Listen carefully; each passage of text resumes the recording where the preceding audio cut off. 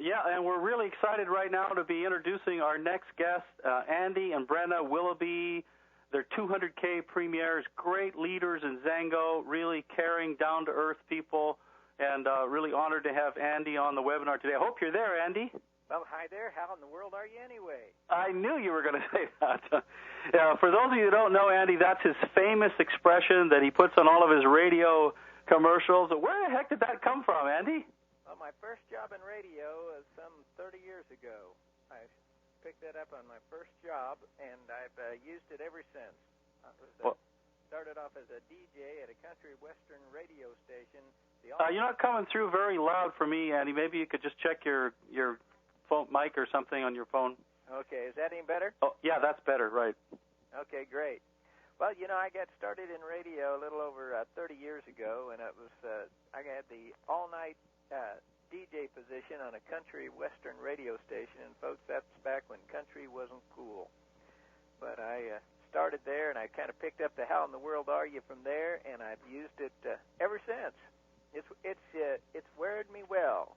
Yeah, it is, Andy. Well, listen, why don't we get a little idea of your how you got involved in Xango? Obviously, you've had a long history in the radio business. That's what got you setting up this co-op. But how did you get involved in Xango? What happened to you? Well, we had been in networking for some time, and we were in another company, and they kind of had a tradition of changing products a lot, or not products so much, but changing the marketing plan a lot. So right. It was pretty hard. If you change the marketing plan every 6 to 18 months, you're retooling and starting up again.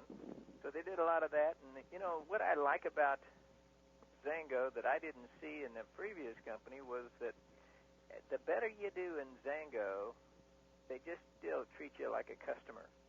And in some of the companies that I've experienced in the past, if you started making a pretty good-sized check, they quit treating you like a customer and started treating you like an employee. And so even because eventually when they got to where they thought, well, they make too much money to quit, they'd start treating you different. Well, Xango still, after 5 years and then 200K, and we make a pretty decent check for 200K, so they still treat us like customers.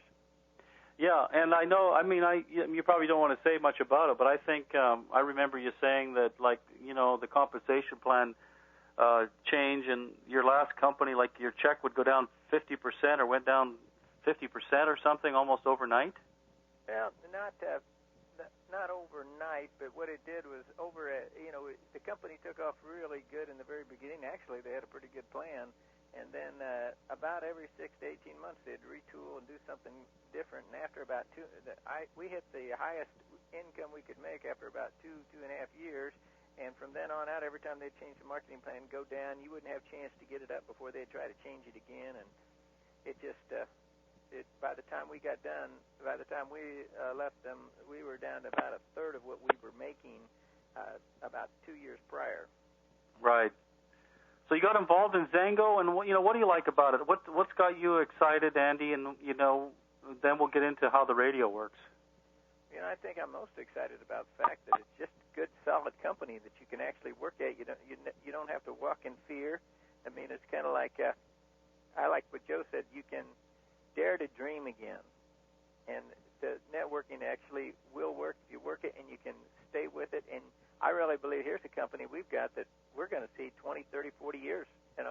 This company has gone to developing a brand, to developing a type of company that I believe the day will be people will recognize the Xango brand just like they do Sony and General Motors and all those other companies. It'll be Xango will be that out in front. It'll be that powerful, and will be known worldwide like that. And it's going to be it'll be huge. And those of us that are working in it here when we're just 5 and 6 years old are in a position. Can you imagine if you'd got involved and seriously build a business in either Avon or Amway or any of those 40 years ago, 50 years ago, and worked at it steady and built it, and then kept passing it on down to your family and just kept building and establishing that business? You're talking about a lifetime of growth and business. It has been fantastic. Andy, you're saying something there that has really been triggering for me lately. Is that gosh, if people would just keep building, and just keep building, and I know it isn't always growing as fast as they would want, but I mean, what are the options out there? And if they would just keep building month after month, year after year, 2 years, 5 years, 10 years, I mean, they would have a growing residual income that they could pass on to their grandchildren. That's right, and just keeping that consistency. And once you get it established, this is like a rocket ship. It takes a lot of energy to get it going, but once you're up there, you can maintain it if you'll just keep good, steady pressure all the time. You don't have to.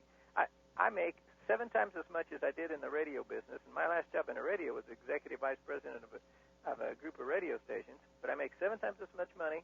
I work half as many hours, and it only took 5 years to get there. Now, folks, I like those ratios. Yeah, exactly. That's much better. Well, anyway, let's talk about how the radio works, Andy. I've got I think one of your websites up here, their main website, promisecoop.com. So why don't you explain to folks that are new, because we've kind of always promoted the radio, have always put it out in the links in the bottom of our emails that go out, but we haven't had a lot of people coming on talking about it. I think we had Ellie come on, which actually I think was one of your employees that decided that the grass was greener, and it was on the other side, and is now a premier. But why don't you talk to folks about how the radio works? What is the 3-step plan? Well, if you look at Promise Co-op there, you can kind of go to that website. It'll tell you everything about it that I don't answer, all right? Those of you that are, looking at it and can see it at Promise Co-op. And I don't know whether it's simple or easy to I do have slides on that, Art, whether it's simple and easy to transfer the presenter position, and I could show some slides on it. Otherwise, this works out great. We can just show the website, whichever. It kind of freaks out the recorder if we switch. So okay, all right. Well, let me kind of go through it for you and give you an idea of what we're talking about and how the whole concept works here. On the 3-step plan, I developed the 3-step plan because I never wanted to get on a conference call like this in front of a group of people or just be talking to one individual one-on-one and tell them that they could make a lot of money in networking just so I could make a lot of money in networking. And I realized that different people have different backgrounds, they have different marketing skills, they have different personalities and everything. And so I wanted to develop a system that literally anybody could use. They just follow through, because I'm telling people, we tell people every day, hey, you can do this, anybody can do this. Well, then I realized some people had different skills and had different groups and everything else. So I just wanted to develop a system that anybody could if they would. So, I put it together like it was a mini franchise, and I spent most of my life in regular business, so I understand what what franchises work at. If somebody starts an average business, there's a 75% chance if you start a business from scratch that it'll fail within 5 years. If you start a franchise, you've got a better than 75% chance that it'll succeed. But franchises are really expensive, and they're real time monsters. I mean, people who work franchises, sometimes all they really do is buy themselves a minimum wage job. So when you tie together the benefits of a franchise with the cost of a home business and the leveraging of network marketing, you've got a winner. Because, we just developed it where we do advertising for people to find prospects. One of the things I always saw was some people don't have the same peer group. Maybe they don't know as many people. Maybe they don't have the influence with the peer group that they have. Right. So we developed advertising so it levels the playing field. And then we produced the sales presentations, what we call Step 1 and Step 2 of the 3-step plan. Step 1 is a 5-minute message that talks about the product. Step 2 is a 5-minute message that tells people how we make money. And then on Step 3, people do their own due diligence, which is try the product and check out the information on the websites and things like that. So literally, if you can do 3-way calling, you can build a business with the 3-step plan. Yeah, what you're basically talking about is, and for those that are listening, is you're 3-weighing people into 2 different messages, one that talks about the product, and these are people that have all listened to an ad on the radio with Andy's voice about the 3-step plan. The ad is actually advertising the 3-step plan, and then this is actually the money is pooled, and these leads are rotated out to the next person in the line. It's kind of a co-op. You're sharing the money and sharing the leads.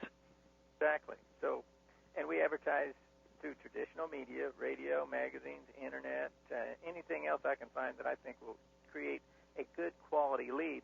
And quality is what's important here. I mean, there are some lead services out there. You might as well be buying names out of a phone book. You call people. No kidding, yeah. They hang up on you. They're mad. They say, I've had 6 people call me.